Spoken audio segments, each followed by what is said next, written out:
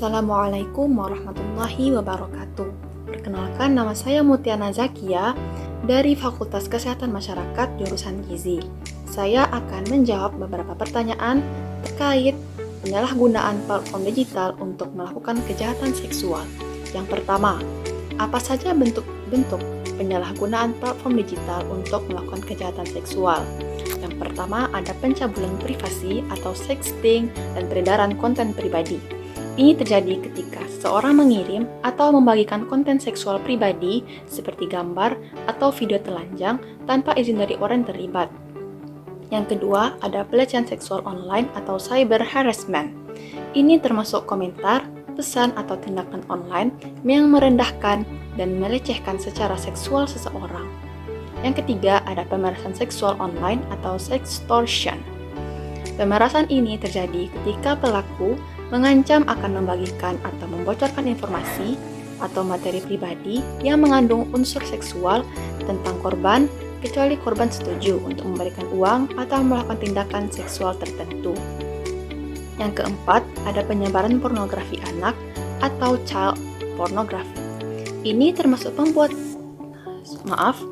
termasuk pembuatan, penyebaran, atau kepemilikan materi yang menampilkan eksploitasi seksual terhadap anak di bawah umur. Yang kelima, ada pengincaran dan pemantauan online atau grooming. Ini terjadi ketika pelaku mengembangkan hubungan online dengan tujuan untuk mempengaruhi anak di bawah umur atau individu yang rentan secara emosional agar melakukan tindakan seksual atau tindakan ilegal lainnya. Yang keenam, ada perdagangan seksual online atau online sex trafficking. Platform digital juga dapat dipergunakan untuk memfasilitasi perdagangan seksual secara online, di mana individu dieksploitasi secara seksual melalui platform digital, seringkali melalui situs web atau aplikasi kencan. Yang kedua, saya akan menjawab pertanyaan mengenai faktor-faktor yang mendorong seseorang dalam penyalahgunaan platform digital untuk melakukan kejahatan seksual. Yang pertama ada anonimitas dan jarak. Internet memberikan anonimitas yang dapat membuat pelaku merasa lebih percaya diri dalam melakukan perilaku beresiko tanpa takut teridentifikasi. Karena jarak fisik antara pelaku dan korban, mereka mungkin merasa lebih lepas dari konsekuensi nyata. Yang kedua ada kecanduan digital. Seseorang yang memiliki ketergantungan terhadap platform digital atau media sosial tertentu mungkin merasa dorongan untuk mencari sensasi atau stimulasi lebih lanjut, termasuk dalam hal perilaku seksual. Faktor yang ketiga ada kurangnya kesadaran tentang konsekuensi. Beberapa individu mungkin tidak sepenuhnya memahami dampak serius dari tindakan mereka. Mereka mungkin meremehkan konsekuensi hukum atau emosional yang muncul akibat perilaku mereka. Yang keempat ada gangguan psikologis. Gangguan seperti kecanduan seks, gangguan kontrol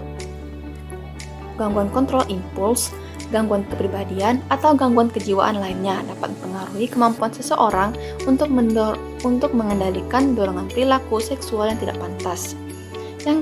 Faktor yang kelima, ada pengalaman trauma. Seseorang yang telah mengalami trauma seksual atau emosional dalam kehidupan mereka mungkin terlibat dalam perilaku penyalahgunaan sebagai cara untuk mengatasi atau mengulangi pengalaman traumatis mereka. Baik, pertanyaan yang ketiga, bagaimana cara kita agar terhindar dari kejahatan seksual melalui penyalahgunaan platform digital? Cara yang pertama ada pendidikan seksual dan kesadaran digital. Cara yang kedua, aturlah privasi dan keamanan online kita masing-masing. Yang ketiga, jangan pernah berbagi konten pribadi dengan orang yang tidak dikenal. Yang keempat, pentingnya berkomunikasi. Yang kelima, lindungilah informasi pribadi. Yang terakhir atau yang keenam, melaporkan perilaku yang mencurigakan. Sekian video yang dapat saya sampaikan. Saya harap itu bermanfaat bagi kita semua. Wassalamualaikum warahmatullahi wabarakatuh.